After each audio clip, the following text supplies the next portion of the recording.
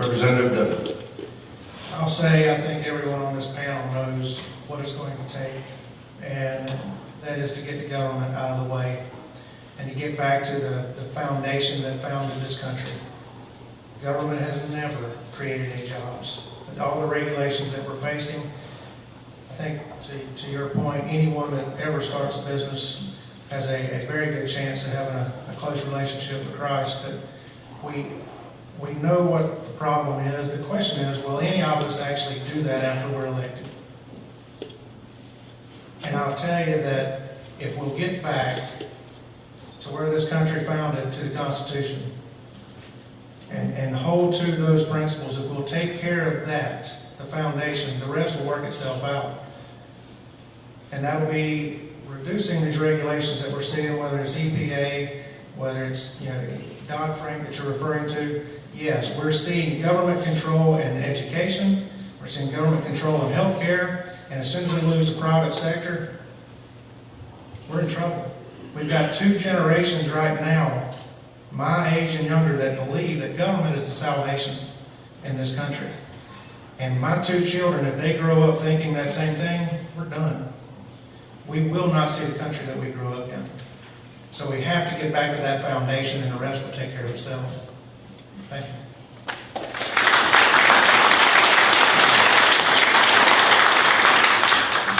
John Stone. First thing I do is probably put some kind of import restrictions on imported office chairs.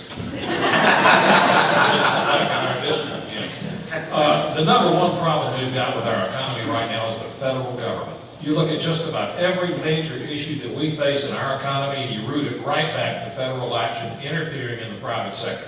Mr. Yu, you're right that we've got to repeal Obamacare. If we don't do that, we've got a ticking time bomb that's already going on that's going to destroy jobs, drive the cost of health care through the roof, take money out of the economy. That's got to go. But also, you look at the major problems we've had. The housing financial crisis was caused by the federal government interfering in the private sector housing market, distorting prices and driving us into the recession that we have.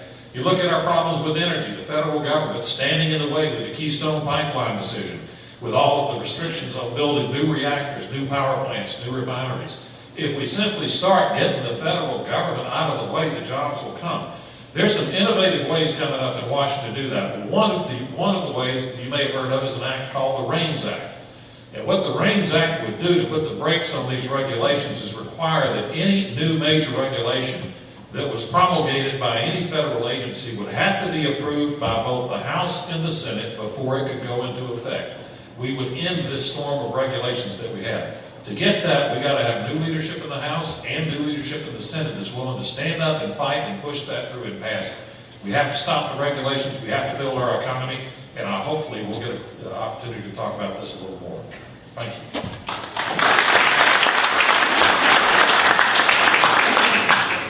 All right, now Lawton, correct me if I'm wrong, but all these questions were submitted to the Bullitt County GOP, and then the board kind of picked the questions from the questions that were submitted. Is that right? Depending on frequency and those types of things. So there we go. There's our disclaimer for where the questions came from. So I didn't write all these questions, just so you know. That being said, here we go. Social and moral issues. Recently, the lawmakers in Atlanta were debating a medical marijuana bill. Well, in Congress, how do you propose to protect states' rights in general and as it regards medical marijuana? And we'll start with Eugene Yu on this question. Marijuana. As a former deputy sheriff, that's a good question. If I'm not mistaken, we just passed the Georgia state to pass the law. I will support that. Only I support Georgia state law, and if that marijuana only can use for the laboratory or whatever the medical, that's only if I give any tolerance. We cannot try to be like a California, or we cannot be like a Colorado. We are Georgian. Our strong support our state of Georgia just passed a law that only the marijuana only used for medical use, only. That's my stand. Thank you very much.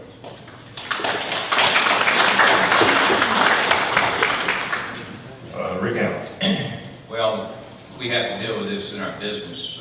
Obviously, we're a drug-free workplace, and there's a reason for that, because at a time when these drugs became popular, our workers' comp rates went up, our accident rates went up, and we, in coordination with our insurance company, began a drug-free workplace. Now, how do you deal with marijuana in the workplace? As I understand it, alcohol is out of your system in about 3 to 4 hours. Marijuana, it's sometimes a week, maybe 2 weeks.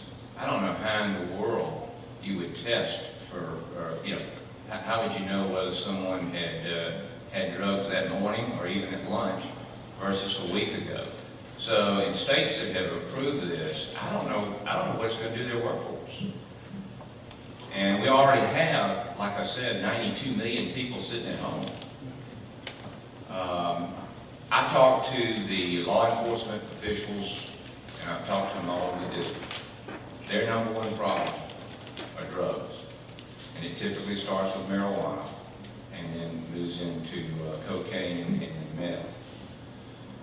It's a problem. It's a problem for our country, and it's going to be a real problem for the business community in the future.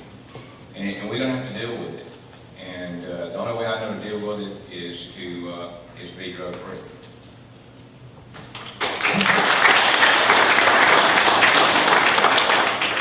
Representative Dunn. Phil, what was before the legislature this year was cannabis oil that's taken from marijuana. And what it was used for was for children that had a seizure problem. And we looked at that, and we looked at all the research that was done on it. And granted, we need a little more on that, but where we ultimately ended up was never should we allow marijuana to be an issue on a referendum or any other form in this state. This was actually cannabis oil that was used from a specific blend that they grow in a laboratory that does not have the effect of normal marijuana. So it was only for that oil. And to answer your question about the state's rights or the state's sovereign rights, how to protect that and allow us to do what we feel is right for our state, we have to have leadership in D.C. that are focused on strengthening that sovereign right for the state of Georgia. And what I would love to see in this role is, and push for a committee in the House and the Senate for federalism and discuss with congressional testimony in our state legislature anything that affects our sovereign right here in Georgia, with specific issues just like what you're referring to and many others, Obamacare being one of them. So, it's a very concerning issue, but we have to stick to the details of it and know exactly what we're dealing with. Thank you.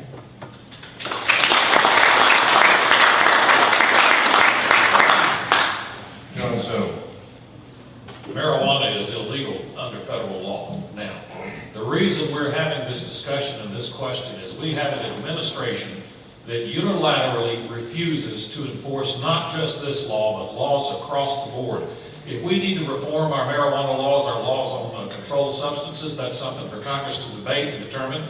And if we want to make marijuana legal, then let Congress have that vote. But what we have now is federal law says that it is illegal, and the administration refuses to enforce the law in California, Colorado, and these other states that have it. This is similar to what we're experiencing with the immigration issue and the administration's decision on prosecutorial discretion that we'll just choose not to enforce our immigration law. We'll choose not to enforce our drug laws. We'll choose which laws we will and won't enforce. If we allow this to continue, it goes far beyond the issue of drugs and immigration. It means we have a dictatorship in this country. We were set up with a system of checks and balances to prevent that from ever happening by having a House and a Senate that passed the laws with an administration responsible for administering. If our House and Senate won't stand up and fight on these lines, We've lost our republic and we've lost our representative sense of government. Right now, we have got to have leadership that will stand up and fight on these issues. I don't know where you are on the issue of legalization of marijuana, but it's a federal legal issue that needs to be determined by Congress, not ignored. To do that, we've got to have leadership that will stand up and fight this administration for our constitutional rights.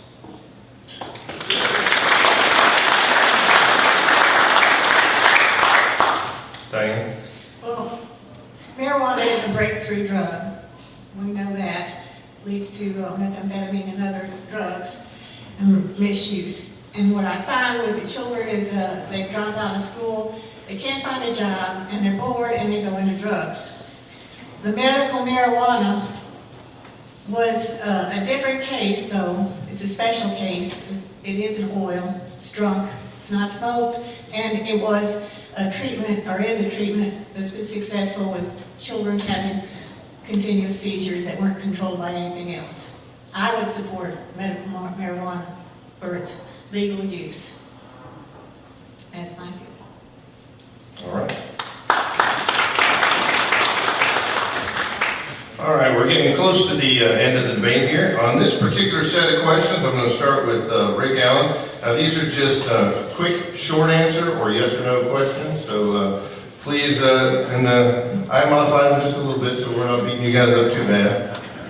But we've got 4 questions here, real quick, so we'll just start with Rick. Yes or no, or it's a number, or it's maybe even a multiple choice. So pretty easy. Here we go. Rick, do you believe in term limits, and how many 2-year terms do you plan to serve? So do you believe in term limits, and how many 2-year terms do you plan to serve? I believe in term limits, and I plan to serve no more than 4 terms, 8 years. Representative Dutton?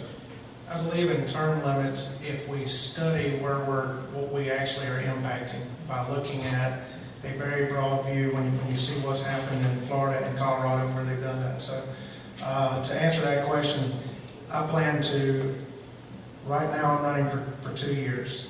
And that's all I can tell you. 2 at a time, okay. There we go. Keep them short. Serve 2 terms in Atlanta. John, term limits and how many? Yes, I believe in term limits 3. Diane? Term limits, yes. 6 years total consecutive. If somebody takes a break and goes back to the real world and then comes back to Congress, I think that's all right. Eugene? Yes, I also believe the term limit. And how many would you serve if elected? Each term, if I did a good job, then my folks will vote for me. 1 at a time, I got you. If I don't do bad, if I don't do a good job, I know you folks are gonna put me out, right? All right. Yeah, yes or no? Do you see yourself as a candidate for higher office? Yes or no? And we'll start that one with Douglas. Sorry. For higher office? Mm-hmm. No, sir. John? You mean past the House of Representatives? That's correct. No. Diane? Too old? No. Eugene? I'm focused on this Congress. And Rick? No. All right, guys, we're going to start this one with John. What is the biggest threat to our country, in your opinion? National debt, terrorism, immigration, or a crumbling infrastructure? John? Yes. Yes. A big one anyway. All of them are a huge threat, and the biggest threat we have is our ability to fight any one of those when we have an administration that don't abide by the law. All right, Diane, national debt, terrorism, immigration, or crumbling infrastructure? National debt. There you go. Eugene? National debt. Rick? National debt. And Douglas? All the above. But yes, I will agree that the lack of focus on where this country was founded and the national debt is going to collapse this country. All right. And last quickie question here. How many days, and we'll start this one with Diane, how many days per month do you plan on being in the district and meeting with constituents? Pick a number, please. No descriptions. Thank you. At least 15. Eugene? Your question is? How many days a month do you plan to be in the district and meeting with constituents? 365 days and 24 hours a day. Anytime you call, I will be there.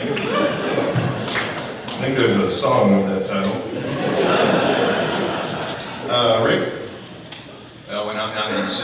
there trying to keep those folks from taking everything away from us, I'm going to be in this district talking to you to find out what is happening to you and how I can help you. And Dells? Well, I've got a 6-year-old and a 4-year-old, so every Thursday evening I'll be on a trip back home, and I'll be back up there on Mondays. And every 2 weeks there's a break for a week, so I'll be here very regularly. And John? Whenever Congress is not actually in session, I will be back in the district, primarily in our main new district office in Statesboro. By the way, you can also judge the candidates on their ability to follow the rules. So. Yeah,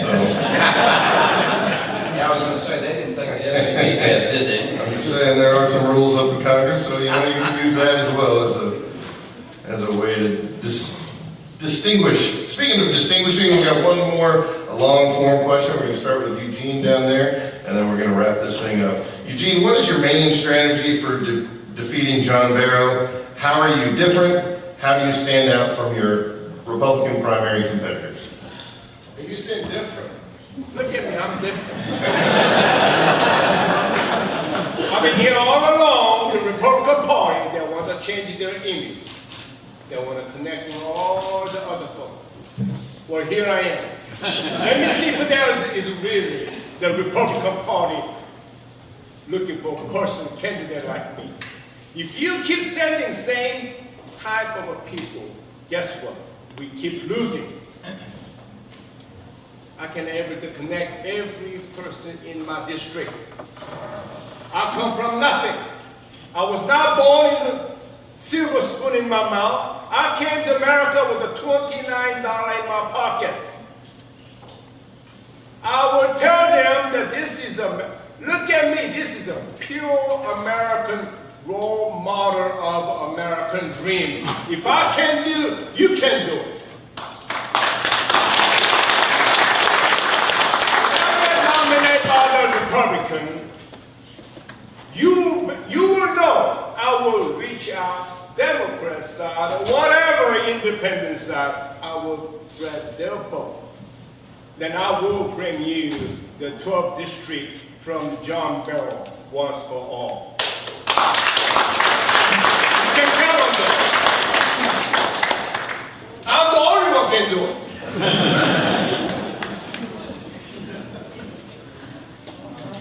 I was just checking. Rick Allen. Again, let me repeat the question. What's your main strategy for defeating John Barrow? How are you different? How do you stand out from your primary competitors? Well, we've had folks up here talk about their great leadership abilities. Well, I'll tell you, I've been involved in a lot of things. And I'll tell you this, I've never been able to get anything done unless everybody was unified and had the same vision, the same goal. Our party is very fractured. It's being divided. It's being divided by people on this panel up here. If we don't get our party and our act together, folks, this country is going to go off the cliff. I'm going to unite this effort. I'm going to get our Republicans to stay home, and we're going to beat John Barrow.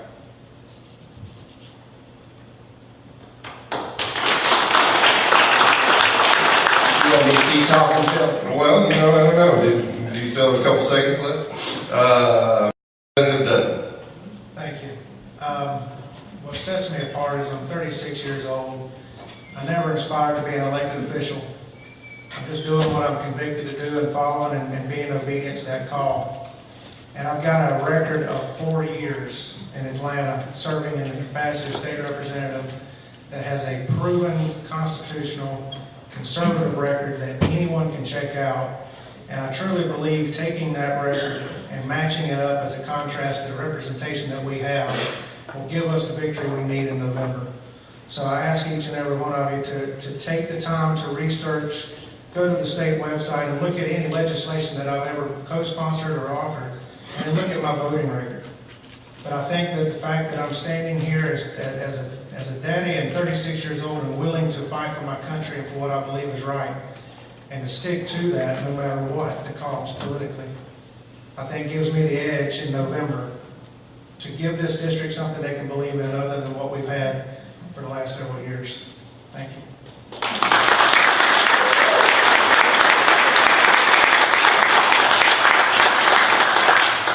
John Snow.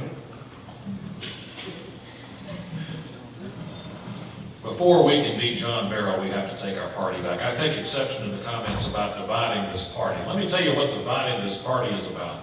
That's about the Speaker of the U.S. House of Representatives going to Amelia Island this coming weekend to meet with folks to raise money at $5,000 a head to defeat conservative Tea Party candidates nationwide. That's dividing the party, and that we can't stand. We've got to have new, exciting, dynamic, unapologetic conservative leadership in this Republican Party. Back in September, I became the first House candidate in the nation to publicly pledge to vote for all new leadership if I'm your new congressman. And we can't have new leadership that simply beats the folks that are there now. We don't need to win this civil war. We need to end it with new leadership that will draw this party together where we start functioning again with positive conservative ideals. We have to have that if we hope to win this country back and if we hope to win this seat back. In this seat, you can't beat John Barrow by running from debates. I debated him 5 times in 2008. When I announced my candidacy this year, I challenged him to 6 debates immediately starting the end of this primary if I'm your nominee. And we have to fight it on the issues. We can't fight it on generalities. If you look at what John Barrow's introduced in Congress in 10 years, it's about this size. He's very, very weak on the issues. He's very, very strong on general PR. We have to beat him on the issues in debate after debate after debate, and I'm the only one that can beat John Barrow. Thank you.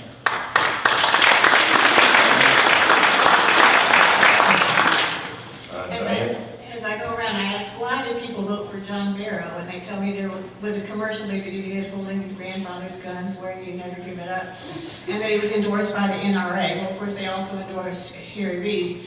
In the event, John Barrow's on the wrong side. I think he's a good person, I'm sure. He has a wonderful website. I get good comments about him wherever I go. And people look sheepishly, when I say, well, then why is he getting elected? They kind of look sheepishly at me without an explanation. I think this is the time that they will realize that they have been supporting the wrong party. I believe that. I believe any one of us is supporting the right party. And I think any one of us can make a point that John Barrow should be replaced. Thank you.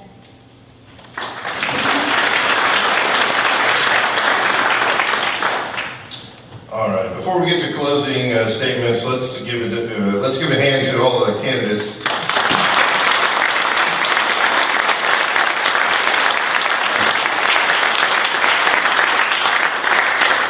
When the lights come on and you're sitting up here on stage, even when you have a printout, it's hard to get it out correctly sometimes. So give it, again, give them props for being up here. So.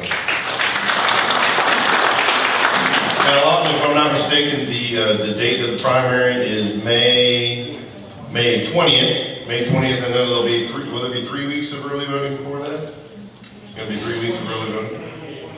April 28th. So April 28th, early voting will start at the Bullitt County Courthouse, and then May 20th is the primary. So we're going to get to closing statements here. Candidates, you each have 90 seconds. Again, Lawton is going to keep time. So again, we'll start at this end of the table. Rick, 90 seconds, go right ahead. Well, it's been great to be with you tonight. Like I said, I love to debate the issues, and I'm going to look forward to debating John Barrow.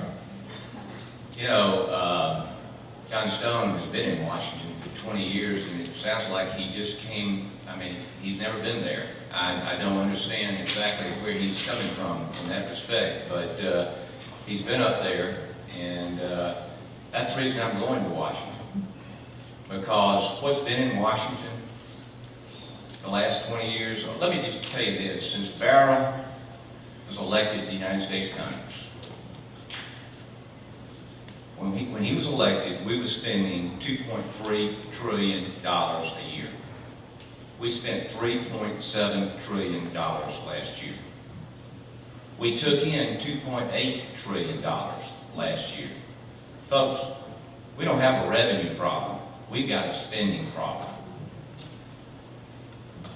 And what I want to ask John Boehner, Eric Kenner, and the rest of them is, why haven't you put a stop to this?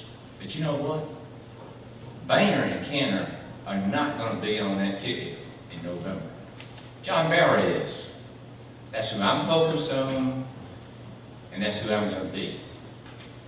And then I'll deal with Boehner and Cantor and the rest of those folks up there. Because let me tell you, I have lived in this district and worked in this district for a long time. I've worked in this community a long time. I have the proven experience to take what I know to Washington and try to solve those problems. Somebody said the other day, they said, you know what, you're a solution looking for a problem. Folks, all this rhetoric you're hearing is nothing more than more rhetoric. Let's send somebody to Washington that has truly solved problems all of my life. Thank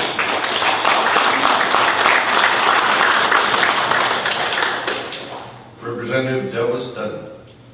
Thank you all again for coming. I never dreamed that I'd be on this stage. Never expected to be an elected official in my life. But I truly believe the call that I've had, and I believe that the movement that I've helped be a part of in Atlanta, with doing what is right because it's right, following your conviction, following the Constitution, pushing back, exercising our constitutional right on every single vote like it's my last vote in office. I don't know when this journey will end, but I do know what I've been called to do, and I've done that for 4 years. And I ask that everyone in here take time and research everyone on this stage and see what we've done in our past, and take the example that I've laid out for 4 years and see if that's something you can believe in to represent you in Washington. Something you can expect to see, the consistency that I've had with one of the most conservative records in the state legislature for years. And a consistency that could win over the hearts and minds of people that served with me in that capacity to affect a lot of things that people said couldn't be done. So I ask you to pray for each one of us, lift our name up specifically, and follow whatever conviction that is, whether that's helping or lifting a hand in this capacity, because I'm telling you, we have to get engaged, and we have to come together, and we have to be this change to get back to where we started, to get back to that foundation. So thank you all for coming tonight, and please, share as much as you can about this process with everyone you know. Check out our website, douglasdutton.com. Go to the social media sites that we have, and go to the state website and see the history. The last 4 years that I've been a part of in Atlanta. Thank you.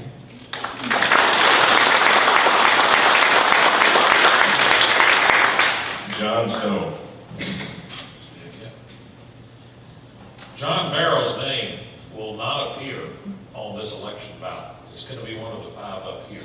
This is your choice in this election, not John Barrow. It's who you want your Republican nominee to be, what they stand for, and how they will commit to perform in office. When I first went up to Washington in 1994 as a staffer with former Congressman Charlie Norwood, then followed up with our former congressman from this district, Max Burns, earlier, I was looking for a lot of the same things you were, things that as I travel around the 19 counties of this district that people say I'm depressed about because I've been supporting conservative Republicans year after year, and yet things seem to get worse and worse. The budget situation gets worse. The national economic climate gets worse. How come if I keep helping Republicans voting, things don't change? They don't change because of the things that happened last week with that voice vote to raise spending and raise the deficit. With the vote earlier this year, the total cave-in by our party to raise spending, raise taxes, and cave on every issue. If we don't have that new leadership, if we don't become a new party, it doesn't matter whether we win this seat back or not. If we have that same leadership stay there, the same things are going to keep going on. You'll elect a new member. Maybe it is a Republican this time, but nothing will change. We have to have a new party. This election, this primary, is about the heart and soul of the Republican Party and our conservative movement. Are we going to stand up for the Constitution again? Are we going to elect leaders that will fight the socialist attacks on our Constitution and rule of law and are destroying our economy and destroying our country and our morality, or not? That's your decision. this election period. Keep in mind, I am the only candidate who publicly pledged that I will vote for that new leadership team. The ones there have got to go. We've got to replace them with true conservatives in the mold of Ronald Reagan, Newt Gingrich, and the folks that we've admired in the past. Thank you all for letting me be here tonight. God bless each of you and have a safe trip home.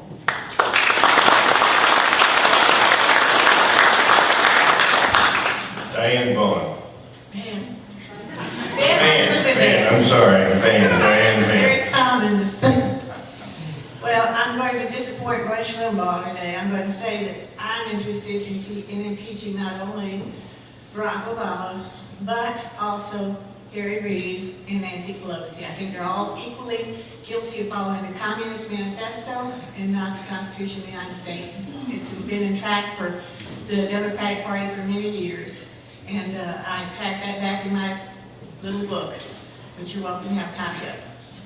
But in the event, I do represent not only the Republican leadership replacement, but also the Democratic leadership. And I know this is hard to take. The House is usually only going to impeach in the event that there's been bribery or treason or something like that. But we have something major going on in this country today. And it needs to be acknowledged, it needs to be addressed by Congress. And that's the House's responsibility to bring impeachment, and it's the Senate's to judge it. And I know to even think about it or talk about it is overwhelming, and I know that we want to win the Senate back no matter what. So, but that is what I would do in the event I was elected. I would work for this district to have that Savannah Harbor deepened. I would work to make sure that everything that was meant to be done the last 10, 12 years gets done. It should be done in 2 years' time, really. Okay, thank you very much. Thank you. And Eugene, you. End of the day, this election is all about you. Look around. We all look different. Our differences, our diversity is the strength of America. We live in a great nation. We all have a lot to be grateful for. In the human nature, it's not always filled with a love and understanding for those who all look different. As you know, I may look a little different than you. I talk a little different than you. And I have a South Carolina accent. But I am same American like you. I love Georgia like you. I am proud to be an American like you. Don't ever underestimate John Barrow. Like I told you before, this election is very important. The you folks, stay away from all this buddy system. Pick the right candidate who can beat the John Barrow for once for all. 25 years ago, we have President Ronald Reagan, and we have a Johnny Cash, and we have a Bob Hope. Today, we have Barack Obama president, and John Barrow is a 12th district congressman. Guess what? No cash, no hope.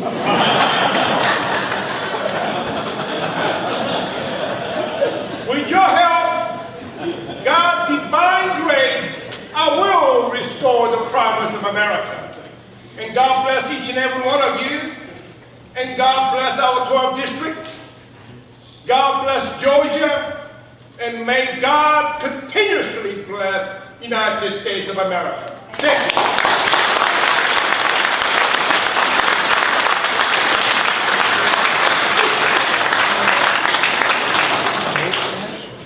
I hope you all enjoyed the first half of tonight's debate. And I was going to say, Lawton, I'm going to bring Lawton back up here, but before I do, I want to say thanks for the opportunity to moderate this evening. Thank you to the candidates. Thanks to Ogeechee Technical.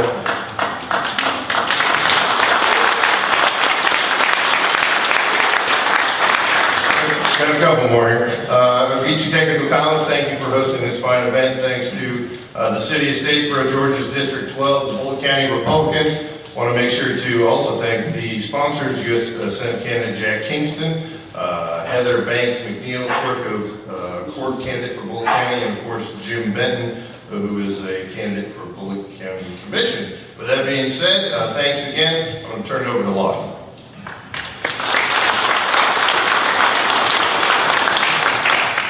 I just want to take just a moment to to recognize a few elected officials that are with us here tonight. We have one statewide elected official, our Republican representative on the Public Service Commission, Lauren Bubba McDonald.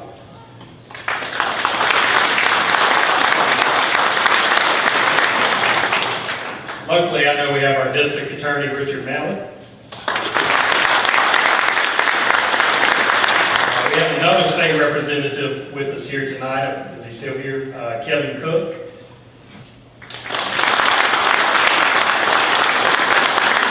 I'm missing the elected officials. All right. On the Republican Party side, we have with us here tonight Brad Hughes, our political director for the state Republican Party. We also have with us Jeff Brown, who's been over the 12th District, running the office out of Augusta. Jeff, you in here? He's not down there. Oh, he's out. He's in the back. And these debates just don't happen by accident here in the Bullitt County Republican Party. We have some great people. George Sterling, Deborah Hurd, Reed Durr, Jim Benton. I'm going to miss somebody, and I apologize for that. But we're so thankful for the hard work that they put in behind the scenes. Two quick announcements. The Georgia Republican Party is looking for precinct chairs here in Bullitt County. We have 16 voting precincts here. If you are interested in being a precinct chair for Bullitt County, if you'll see Jeff Brown, he's in the back with the red hair and blue shirt. Also, if you're not interested in being a chair, but you're interested in learning about some of the technology that the Georgia Republican Party has, after this debate, for just a few moments, he's going to show you some of the new technology available to Georgia Republicans. And finally, this Wednesday, April the 2nd at 5 o'clock, Chairman Reince Priebus of the Republican National Committee will be having a conference call for precinct captains and chairs for our area. So if you're interested in doing that, Jeff Brown in the back is the best person to get a hold of. With that, again, thank you to Geechee Technical College. They've been such a wonderful host for us here. They did a wonderful job. We will get with them about the chairs, but other than that, it is a wonderful facility. Thank y'all very much, and y'all have a wonderful night.